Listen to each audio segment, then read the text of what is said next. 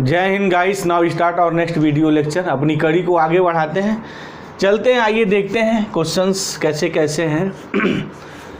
ध्यान है ना इस चीज़ का, keep in mind this fact, इसलिए हम इसको ऑलरेडी लिखे हैं। हर लेक्चर्स के दौरान ये मेरी चीज़ रहेगी, पता है आपको। 125 क्वेश्चंस 2 घंटा।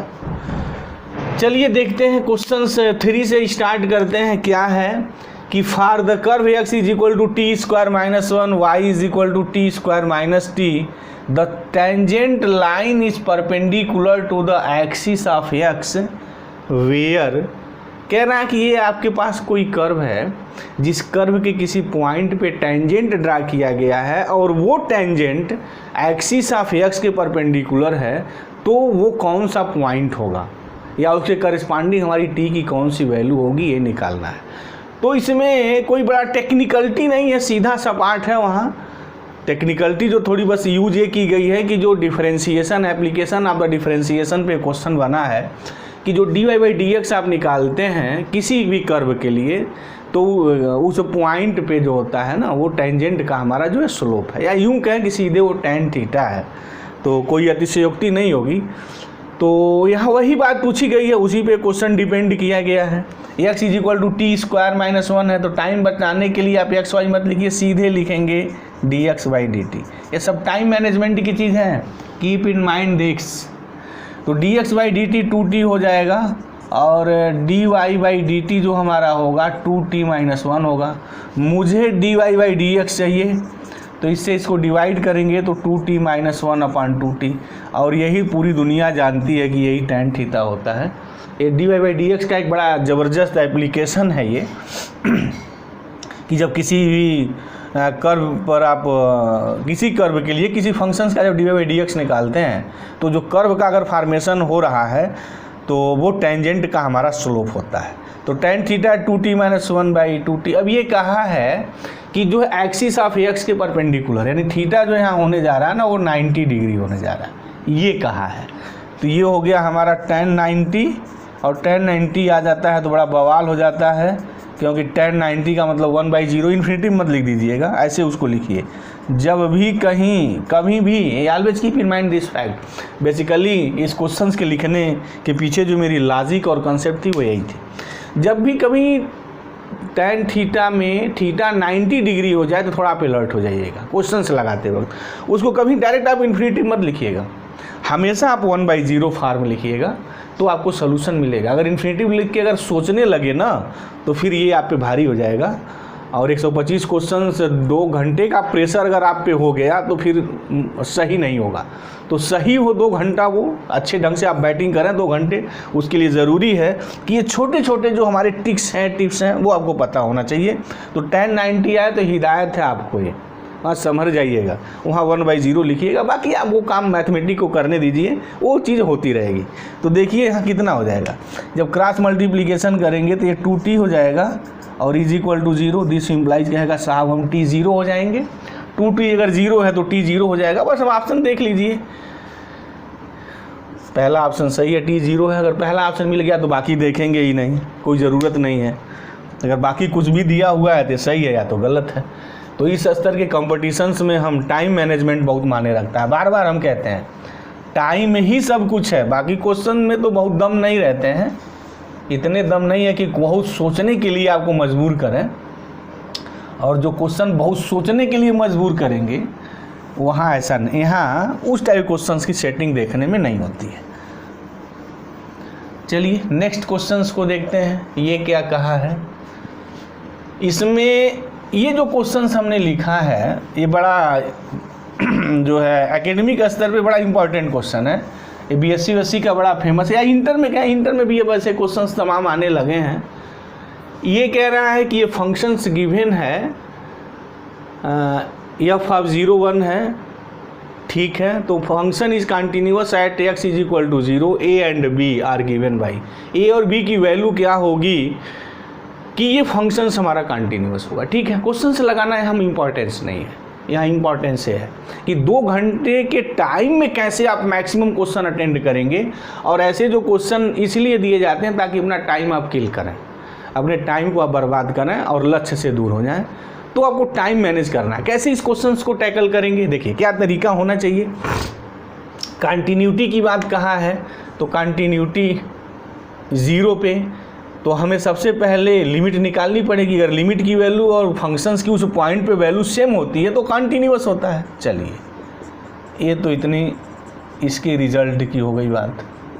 अब कैसे टैकल करेंगे, देखिए तुरंत कर दे। 0/0 फॉर्म बनता है, या तो आप इसको एक्सपेंड करके लगाइए या एल हॉस्पिटल साहब के शरण में चले जाइए, वो बखूबी आपका जवाब दे देंगे। बस आप ऊपर नीचे डिफ्रेंशिएट कर दीजिए न्यूमरेटर और डिनोमिनेटर को। तो इसका डिफ्रेंशिएशन होगा प्रोडक्ट ऑफ टू फंक्शंस का, तो ये हो गया x, ये हो जाएगा -a sin x, ठीक है, प्लस x का 1 हो जाएगा, ये हो गया 1 + a cos x हो गया, और ये -b cos x, ठीक है जी, और ये हो जाएगा 3x²। अगेन जब x 0 लिखेंगे तो यहाँ 0 नीचे हो जाएगा, ठीक है। x 0 लिखने पे और क्या होगा, ये 0 हो जाएगा, ये -b हो जाएगा। क्या आएगा ज़रा यहाँ देखिए, ये तो कहेगा साहब x 0 लिखने पे हम 0 हो जाते हैं। ये कहेंगे जब आप x 0 लिखेंगे तो हम 1 + a हो जाएंगे, ठीक है। चलिए कहेंगे ये 0 लिखने पे मैं -b हो जाता हूँ, और नीचे ये 0 हो जाते हैं।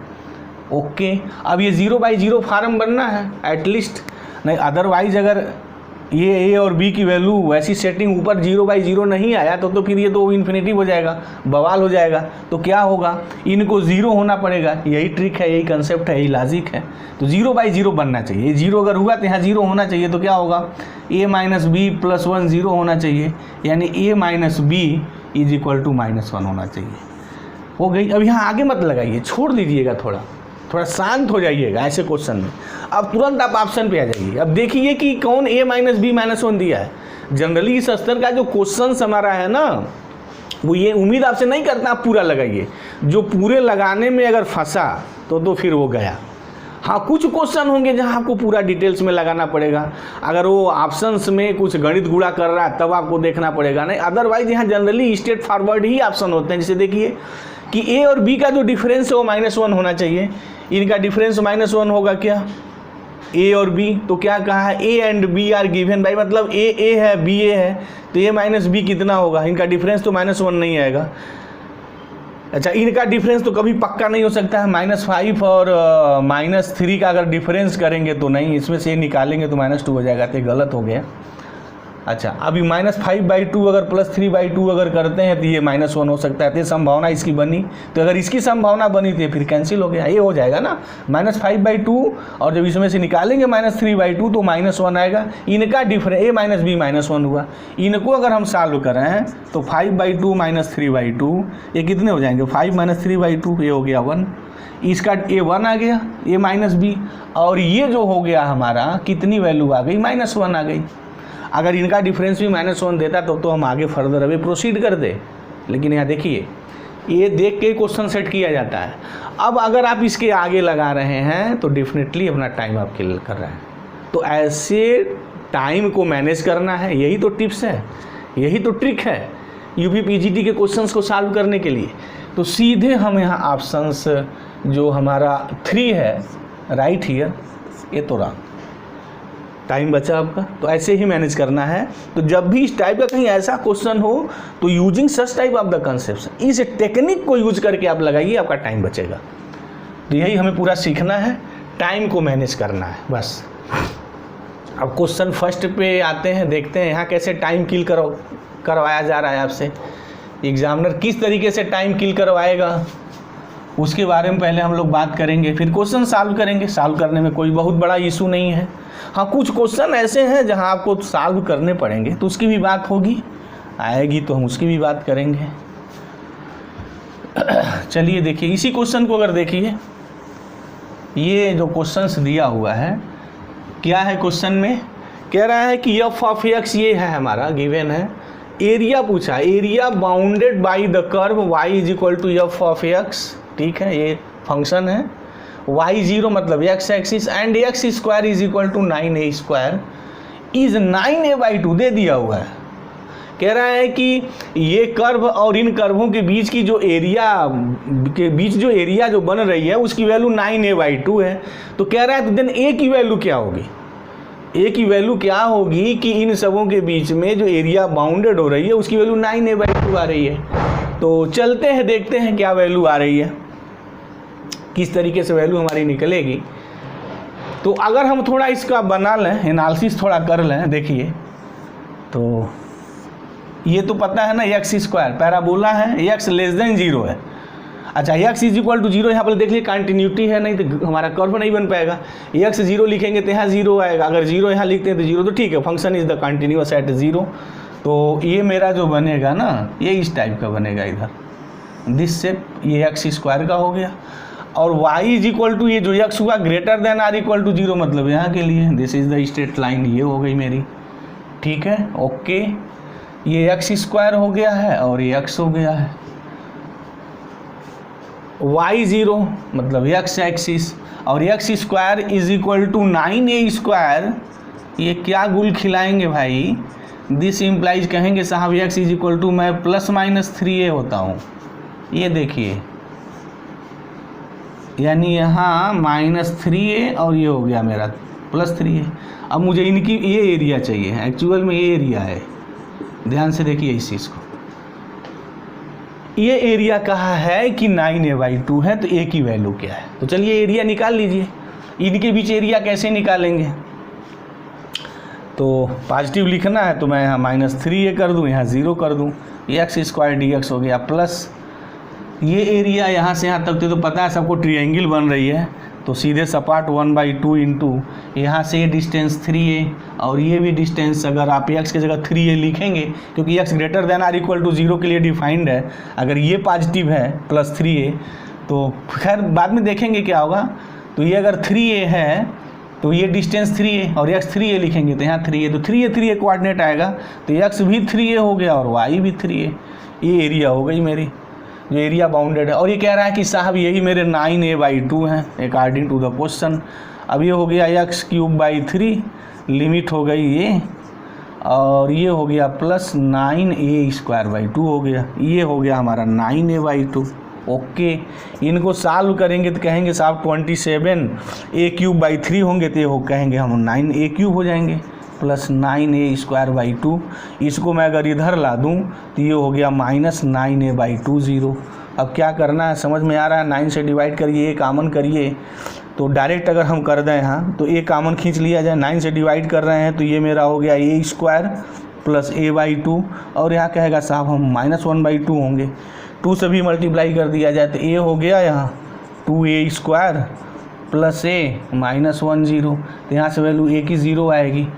अगर इसको अगर आप सॉल्व करते हैं तो जो a की और एक वैल्यू आएगी वो -1 आएगी, एक -1 आएगी और एक वैल्यू मेरी 1/2 आएगी। आप करके देख लीजिए, यहाँ अगर 1/2 लिखेंगे तो 1/4, तो 1/2 हो गया, +1/2 -1 0 s, तो a की मेरी 3 वैल्यू हुई। यानी अगर a की वैल्यू आप ये लिखेंगे तो उनके बीच जो एरिया जो बाउंडेड है वो मेरी 9a/2 आएगी। अब ऑप्शन देख लीजिए क्या है, कह रहा फर्स्ट 2 है, नहीं पक्का गलत, 100% नहीं होगा। अच्छा -1/2, तो 1/2 आया है, देखिए -1/2 लिखा है, नहीं गलत। इनमें से कौन है, बस 0 है एक, नन ऑफ दिस, तो कोई बात ही नहीं है, 3 सही है। यानी a 0 लिखेंगे तब भी होगा, -1 लिखेंगे तब भी होगा, और 1/2 लिखेंगे तब भी होगा। अगर ये अगर -1 लिखेंगे तो फिर ये मेरा प्लस हो जाएगा, ये माइनस हो जाएगा, ठीक है कोई बात नहीं है, ओके। ये बात बिल्कुल आपको समझ में आ गई कि क्वेश्चंस को कैसे टैकल करना है, कैसे लगाना है। तो मुझे उम्मीद है इस क्वेश्चंस के पीछे जो लॉजिक और कंसेप्ट रही है बात बिल्कुल समझ में आ गई होगी। इसके बाद भी अगर आपको कोई डाउट है तो कमेंट बॉक्स में जाइए, कमेंट करिए, हम स्वागत करते हैं, उसका जवाब देंगे। तो थैंक यू गाइस, जय हिंद।